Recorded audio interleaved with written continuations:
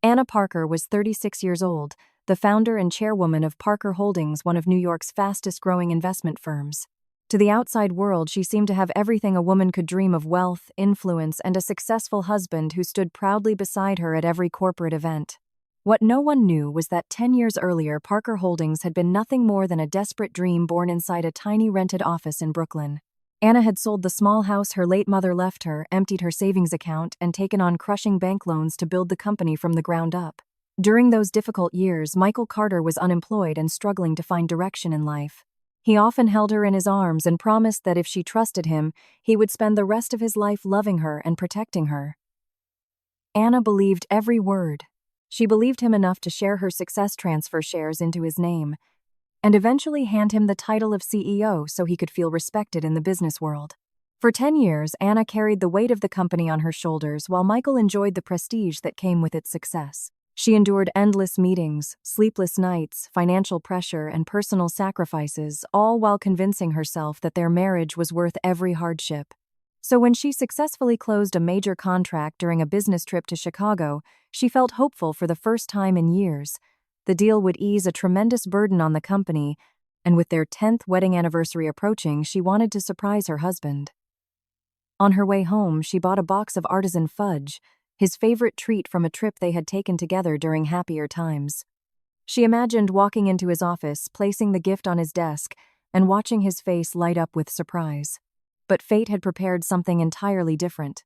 Anna arrived at Parker Holdings headquarters earlier than expected and quietly made her way to the executive floor. The receptionist, startled by her unexpected return, informed her that Michael was still upstairs with his personal secretary, Chloe Smith. Anna thought little of it at first. Chloe had worked for Michael for 3 years and had always appeared professional, charming, and loyal. Trust, Anna reminded herself, was the foundation of any marriage. As she approached the CEO's office, she heard soft laughter coming from inside. The door was slightly open. She raised her hand to knock, but froze when she glanced through the narrow gap. Michael stood beside his desk with the top buttons of his shirt undone. Standing intimately close to him was Chloe. Her hand slowly adjusted his belt while she smiled up at him. The gesture was far too familiar, far too comfortable to be innocent. Anna's heart stopped. Then she heard Michael speak. His voice was low, amused, and filled with confidence. "Don't worry," he told Chloe. "My wife still doesn't know I already finalized the divorce papers." The world around Anna seemed to collapse. Every sound disappeared except those words echoing endlessly in her mind. Divorce papers. She had never signed any divorce documents. She had never appeared before a judge. Under the law, such a divorce could not even exist.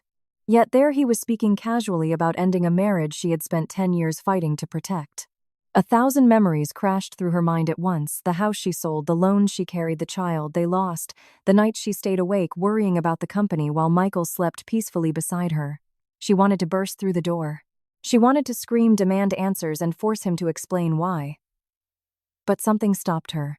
Instead of giving him the satisfaction of seeing her break, Anna stepped away from the office and retreated into the emergency stairwell. The cold steel door closed behind her, cutting off the sound of their laughter. For a long moment, she stood motionless in the darkness, struggling to breathe. Tears threatened to fall, but she refused to let them. Crying would not recover the years she had lost. Crying would not expose the truth.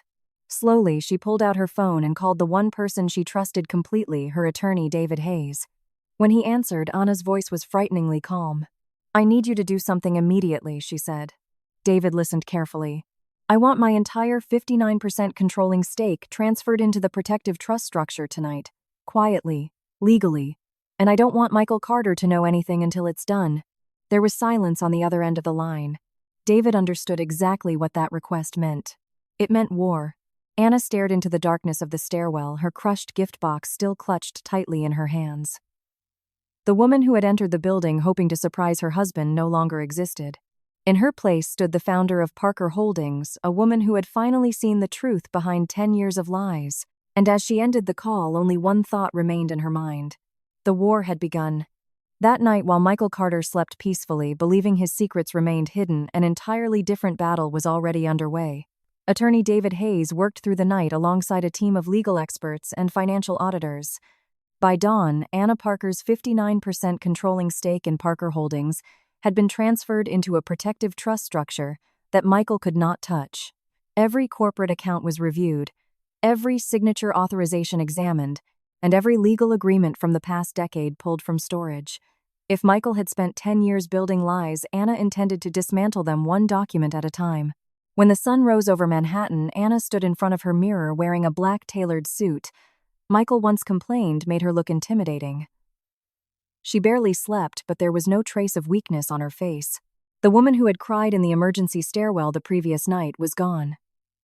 In her place stood the founder of Parker Holdings, the woman who had built the company from nothing long before Michael ever stepped into her life. At exactly 9 o'clock, she walked into the headquarters. The atmosphere immediately shifted. Employees exchanged nervous glances. The receptionist nearly dropped a stack of documents when she saw Anna unexpectedly return. Rumors had already spread throughout the company.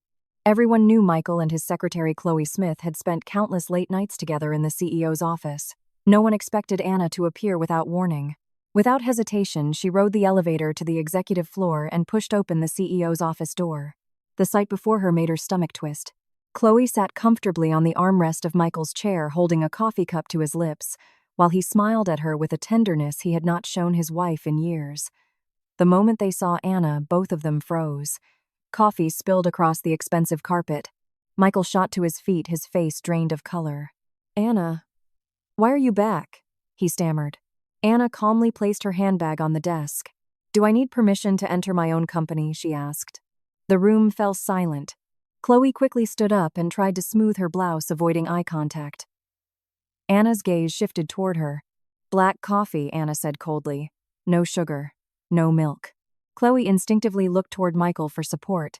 Anna's eyes narrowed. "Have my instructions become meaningless in this company?" Neither of them answered. For the first time, Chloe realized she was standing in front of the woman who owned the building, the company, and most of the wealth she had been enjoying. After Chloe left the office, Michael immediately attempted to explain. He claimed Anna misunderstood everything. He insisted Chloe was merely a secretary and that there was nothing inappropriate between them. Anna stared at him in disbelief. "A secretary?" she asked quietly. "A secretary who adjusts your belt and sits on your chair feeding you coffee?" Michael opened his mouth, but no words came out. Then Anna delivered the blow.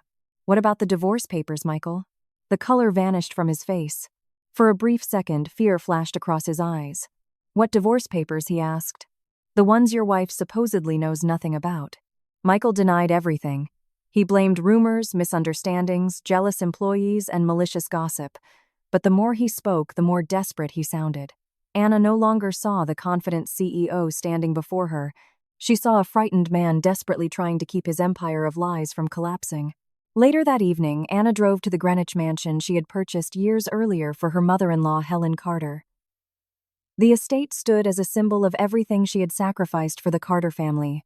She remembered handing over the property deed after Parker Holdings secured its first major contract. Helen had cried and called her a daughter. Looking back now, Anna wondered whether those tears had ever been real. The moment she stepped inside the mansion, she sensed the tension. Michael followed close behind, nervously begging her not to upset his mother. But Anna had come for answers. At first, Helen pretended not to understand. She acted offended by Anna's accusations and insisted that marriage problems should remain private. Soon, however, years of resentment began pouring out. Helen accused Anna of spending too much time at work. She accused her of neglecting her husband. Most painfully, she accused her of failing to give the family a grandchild. Every cruel word reopened old wounds. Helen conveniently ignored the fact that Anna had once lost a child while fighting to save a company contract. She ignored the hospital visits Michael skipped. She ignored the years Anna spent sacrificing her health, her happiness, and her dreams to build a future for the entire family. Finally, Anna looked directly at her. "Is that why you helped your son create fake divorce papers behind my back?" The room froze. Michael stopped breathing. Helen's hand trembled. And then, in a moment of arrogance, she made the mistake that would destroy everything. Helen laughed. "If you can't give him a son, step aside." The words echoed through the room like a gunshot. For a moment, nobody moved. Then Anna slowly stood up. A decade of humiliation, sacrifice, and loyalty shattered in an instant. She looked around the mansion she had paid for.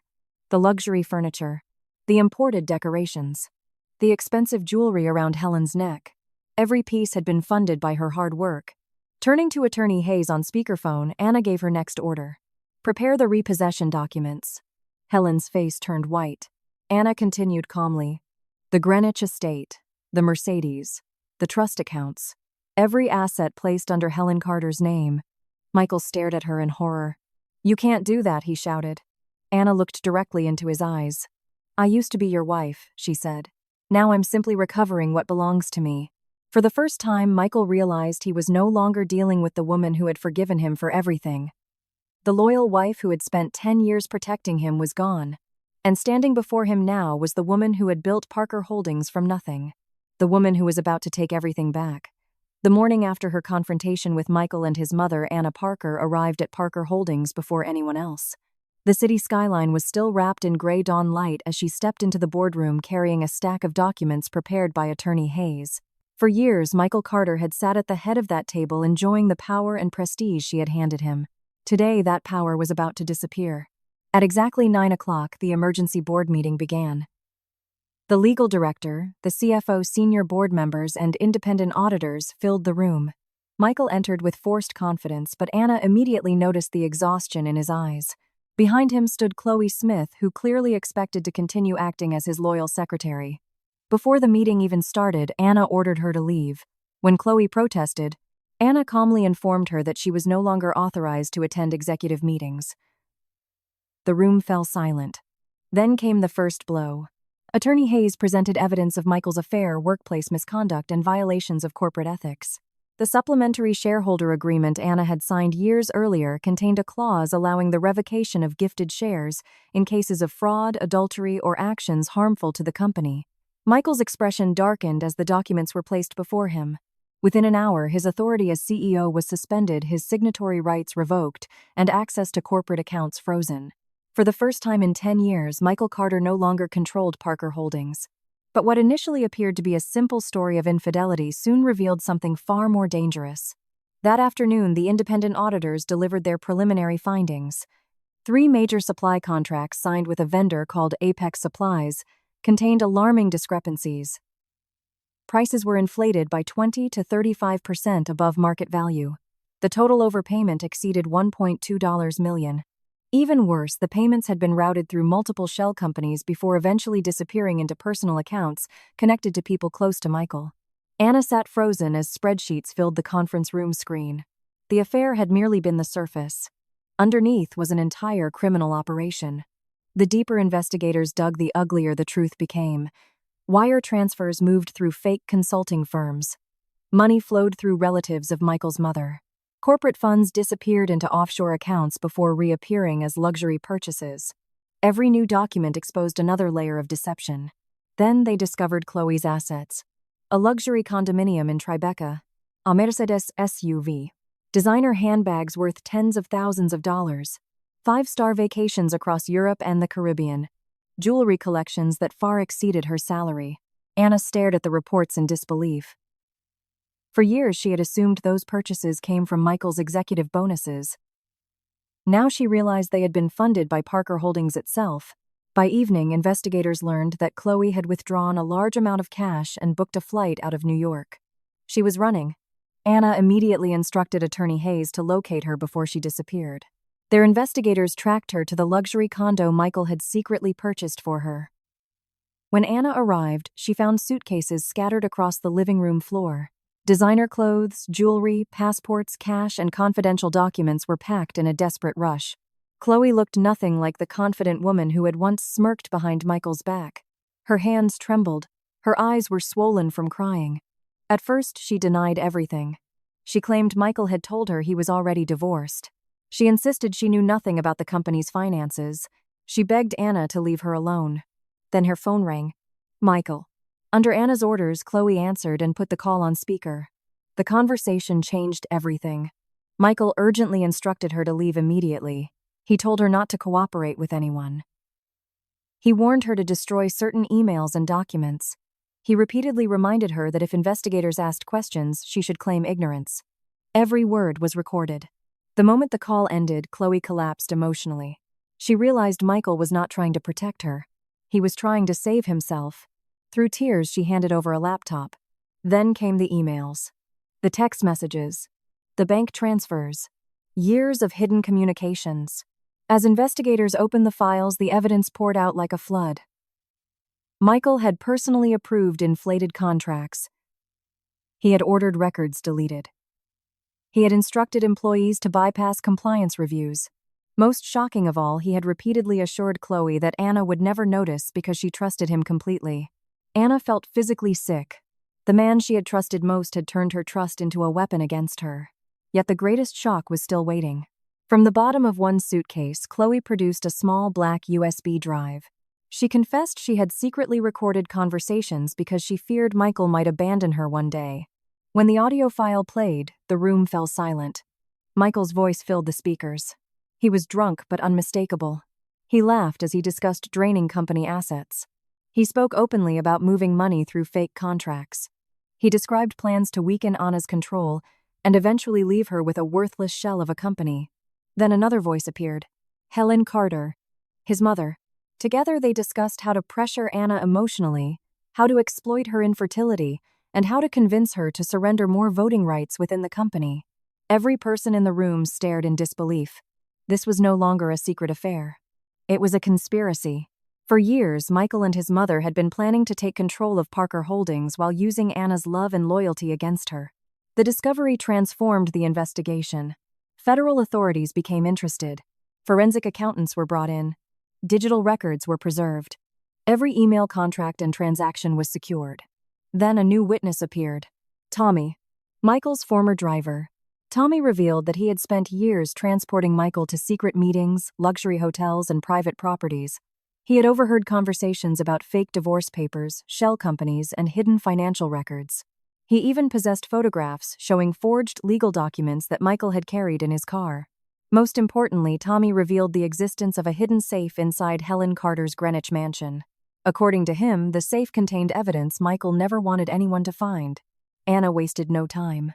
That same night, accompanied by attorney Hayes and a private investigation team, she raced to the mansion. What followed felt like a scene from a crime thriller. When they arrived, they discovered Michael, Helen, and Robert, the owner of Apex Supplies, frantically attempting to remove evidence.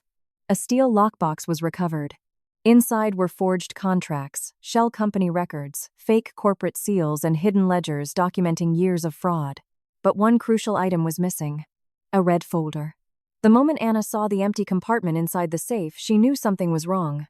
Michael's faint smile confirmed her suspicion. The red folder had already been moved, and whatever it contained was important enough to make him risk everything. As investigators reviewed the recovered evidence, another terrifying realization emerged. The affair. The forged divorce papers, the embezzlement, the money laundering, the shell companies. None of it had been spontaneous. For years, Michael Carter had been quietly preparing to destroy the very company his wife built from nothing. The betrayal was not a mistake. It was a long-term strategy. And for the first time since this nightmare began, Anna understood the full scale of the war she was fighting. The moment the evidence from the hidden safe, Chloe's laptop, Tommy's testimony, and the financial audit reports were compiled into a single case file, the battle between Anna Parker and Michael Carter entered an entirely new phase. What had begun as the discovery of an affair was now a federal criminal investigation involving fraud, embezzlement, money laundering, document forgery, and conspiracy. For the first time since Parker Holdings was founded, federal agents stepped into the company's headquarters carrying warrants instead of business proposals. Within days, attorney Hayes delivered the complete evidence package to federal prosecutors. The FBI opened an official investigation, assigning a team of forensic accountants and financial crime specialists to review years of transactions. Every fraudulent contract linked to Apex Supplies was examined. Every shell company was traced. Every hidden bank account was scrutinized. As investigators followed the money trail, the scale of the corruption shocked even experienced agents. Millions of dollars had been siphoned from Parker Holdings through inflated vendor agreements, fake consulting fees, and disguised transfers. What Michael had portrayed as a few accounting irregularities quickly revealed itself as a sophisticated criminal network stretching back several years. For the first time, Michael realized he was facing consequences that could not be negotiated away.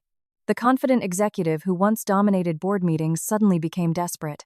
He called Anna repeatedly, leaving voicemails late into the night. He sent messages begging for a private meeting. He claimed he had made mistakes under pressure. He blamed stress. He blamed business competition. He blamed Chloe. He blamed his mother. At times, he even blamed Anna herself, accusing her of caring more about the company than her marriage. Then, only hours later, he would send another message apologizing and begging for forgiveness. One evening, he appeared outside Anna's private condominium without warning. His expensive suits had been replaced by wrinkled clothing. Dark circles hung beneath his eyes. He looked nothing like the polished CEO who once appeared on magazine covers. "Anna, please," he pleaded. "We can fix this. I'll repay everything. I'll confess. Just don't send me to prison." Anna stared at him through the security gate. "You already sent yourself there," she replied. The gate closed. And for the first time, Michael understood there would be no reconciliation. Meanwhile, Helen Carter launched her own desperate counterattack. Cornered and terrified, she revealed the existence of the mysterious red folder that had been removed from the hidden safe. According to Helen, the folder contained documents connected to the Brooklyn house Anna had inherited from her late mother and later sold to finance Parker Holdings. Helen claimed there were title disputes buried within decades-old records. She threatened to leak the documents to the media and federal authorities, insisting that Anna's entire business empire had been built on stolen property. The threat struck deeper than anything Michael had done. Anna could endure attacks against herself. She could not endure attacks against her mother's memory. Determined to uncover the truth, she launched a full investigation into the property's history. Attorney Hayes assembled a specialized legal team. They located the original notary who handled the transfer. They obtained archived property records from city offices. They interviewed retired clerks, title examiners, and real estate attorneys who had worked on the transaction years earlier. Weeks of investigation finally revealed the truth. The documents in Helen's possession were forgeries. Someone had altered legitimate records and inserted fabricated claims to create the illusion of a title dispute. The scheme had been carefully designed to blackmail Anna into backing down. Once again, Michael and his mother had underestimated her willingness to fight. Armed with this new evidence, federal prosecutors expanded the investigation. Search warrants were issued. Properties connected to Michael, Helen, Robert, and several shell companies were raided. Luxury condos were searched. Bank records were seized. Computers, phones, hard drives, and financial ledgers were collected as evidence. Federal agents froze accounts containing millions of dollars in suspicious assets. The Tribeca condominium given to Chloe was seized. Helen's trust accounts were frozen. The luxury storefronts purchased through fraudulent transactions were placed under government control. Even the Greenwich mansion became the subject of legal proceedings. Every day brought another headline. Every day brought another revelation. And every day Michael's world grew smaller. Employees throughout Parker Holdings watched in disbelief as the company they loved became the center of a national financial crime investigation. Some felt betrayed. Others felt relieved that the truth was finally emerging. Through it all, Anna remained focused. She cooperated fully with authorities, reorganized the company's leadership, and worked tirelessly to protect innocent employees from being dragged into the scandal. Then came the day everything finally collapsed. Federal prosecutors issued arrest warrants. The news spread through the company within minutes. At approximately 9:30, on a rainy Tuesday morning, black government vehicles pulled into the parking area outside Parker Holdings headquarters. Employees pressed against windows. Security personnel exchanged nervous glances. Whispers traveled through every floor of the building. Michael Carter was inside his temporary office when federal agents arrived. The once powerful executive looked up as the door opened. 3 FBI agents entered.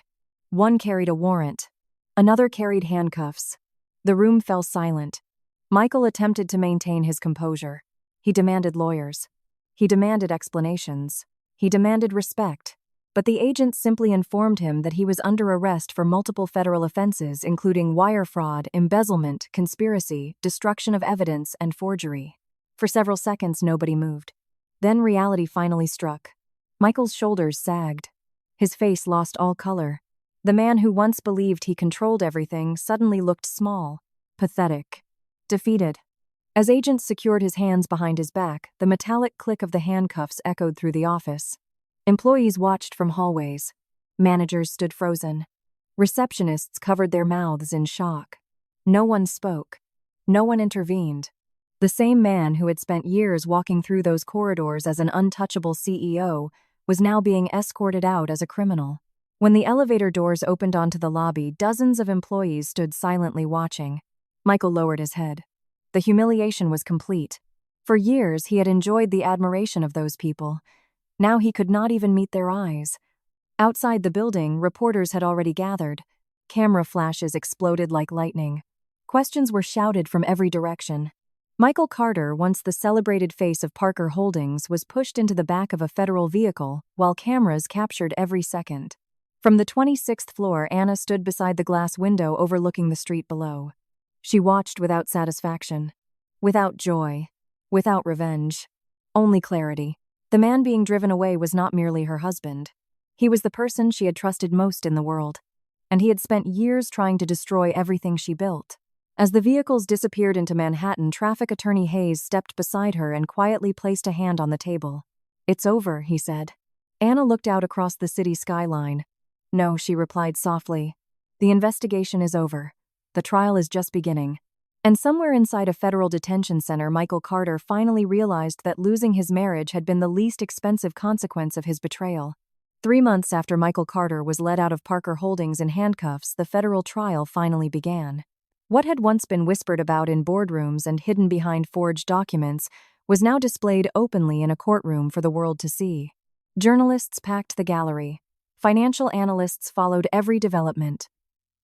Former employees watched from television screens across the country. For many, it was the downfall of a powerful executive. For Anna Parker, it was the final chapter of a 10-year nightmare. The courtroom felt strangely cold the morning she entered. Sunlight filtered through the tall windows, illuminating rows of wooden benches filled with reporters, lawyers, and spectators. Anna sat quietly in the section reserved for victims and witnesses. Her hands rested calmly in her lap, but her heart carried the weight of an entire decade. When Michael was escorted into the courtroom, she almost failed to recognize him. The confident CEO who once walked through Manhattan surrounded by admiration was gone. His expensive suits had been replaced by a prison-issued uniform. His hair was cut short. His face looked pale and hollow. The arrogance that once filled every room had vanished, leaving behind only exhaustion and regret. A few rows behind him sat Helen Carter. For years, Helen had enjoyed a life of luxury funded by Anna's sacrifices. The pearl necklaces were gone. The designer dresses had disappeared. Her posture, once proud and judgmental, now seemed small and defeated. The woman who had mocked Anna's infertility and demanded a grandson no longer looked like a queen ruling over her family. She looked like an old woman watching everything she valued collapse before her eyes. Then there was Chloe Smith. She entered the witness stand wearing a simple white blouse, no designer accessories, no expensive handbag, no carefully crafted appearance. Her eyes were swollen from crying. When the prosecutor asked her to describe her relationship with Michael Carter, her voice trembled. At first, she tried to explain herself. She spoke about loneliness. She spoke about Michael's promises. She claimed he had convinced her that his marriage was already over. But eventually the excuses ran out. The prosecutor displayed photographs of the luxury condo bank transfers, expensive vacations, jewelry purchases, and emails discussing hidden money. The courtroom fell silent. Tears rolled down Chloe's face. Finally, she lowered her head. "I knew," she whispered. The prosecutor asked her to repeat herself. Chloe broke down completely. "I knew the money wasn't right. I knew there was something wrong. But I didn't want to lose everything. I was greedy." The confession echoed throughout the courtroom. Not because it was shocking, because it was honest. For the first time since the investigation began, someone involved had finally admitted the truth without hiding behind excuses. Over the following weeks, prosecutors presented overwhelming evidence. The inflated Apex Supplies contracts, the shell companies, the forged divorce papers, the hidden ledgers, the secret recordings, the fake corporate entities, the stolen funds. Every piece fit together perfectly. The defense attempted to argue that Michael had acted alone. Then they argued that Michael was under pressure. Then they argued that accounting mistakes had been exaggerated. None of it mattered. The evidence was simply too strong. When closing arguments ended, the courtroom waited in complete silence for the verdict. The judge's voice was calm and steady. Michael Carter was found guilty of wire fraud, guilty of embezzlement, guilty of forgery, guilty of conspiracy, guilty of destruction of evidence. One count after another. Each word struck like a hammer. Michael stared at the floor. For the first time since Anna met him, he looked truly powerless. Helen Carter was convicted as an accessory for knowingly receiving and concealing stolen assets. Robert, the owner of Apex Supplies, was convicted for his role in facilitating the fraudulent contracts and laundering the money. The empire they had secretly built together collapsed within a single afternoon. As federal marshals escorted Michael away, he turned one last time toward Anna. Their eyes met. For a brief moment, neither spoke. Then Michael whispered her name. The same name he had once spoken with love. The same name he later used while plotting her destruction. Anna simply looked at him. Not with hatred. Not with anger. Only with acceptance. The man she once loved had disappeared long ago. The person standing before her now was merely the consequence of his own choices. A month later, on a quiet, rainy afternoon, Anna sat inside her attorney's office. A single document rested on the table. The divorce decree. For years, she had imagined this moment differently. She imagined screaming. She imagined crying. She imagined feeling victorious. Instead, she felt calm.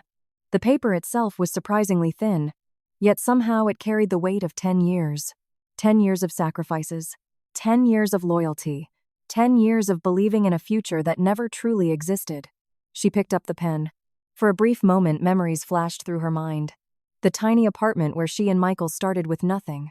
The promises. The dreams. The miscarriage.